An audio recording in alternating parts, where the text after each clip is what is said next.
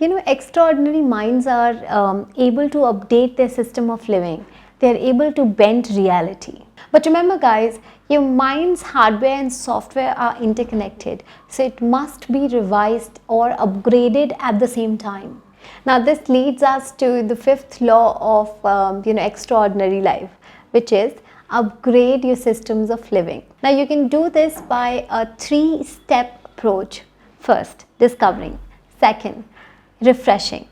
Third, measuring. So you can follow the first step on how to discover by talking to people, by exploring the world around you, by talking to your mentors, some of the most profound people out there, reading books, exploring the world around you for inspiration.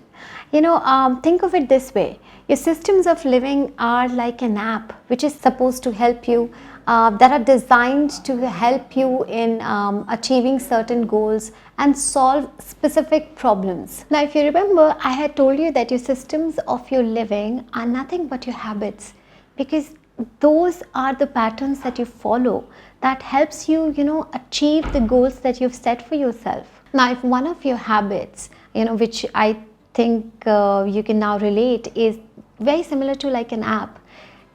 If it's not performing, if one of your habits is not performing and giving you the optimal results, you either change it or you upgrade it. Similar to how when the apps that you've installed in your phone for a particular reason doesn't work, you update it, or you actually end up replacing it with something else. And using this law, you can actually upgrade your systems of living by discovering, by actually understanding that the inspiration is all out there in the world, by talking to people, by reading from books, and this way you can update your system of living by discovering. Second step on upgrading your systems of living is to refresh your systems. So what is the use of refreshing, and how are you going to achieve it? Now, refreshing is a system through which you can actually upgrade an app to the latest features. Now think of it this way: when you're watching a match and you pause it for some time, you refresh the page so that you see the latest updates, right?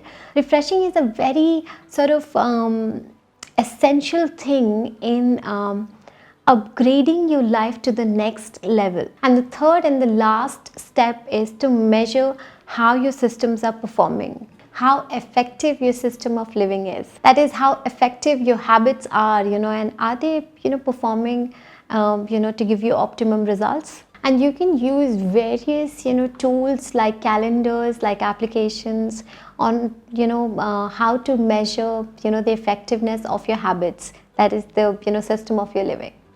With an updated system of living, now you are ready to start recoding your mindset. Now this involves the 6th and the 7th law for living an extraordinary life. Let's get started with the 6th law, which is the ability to being able to bend reality. I have always been very fascinated to understand what is bending reality, really means.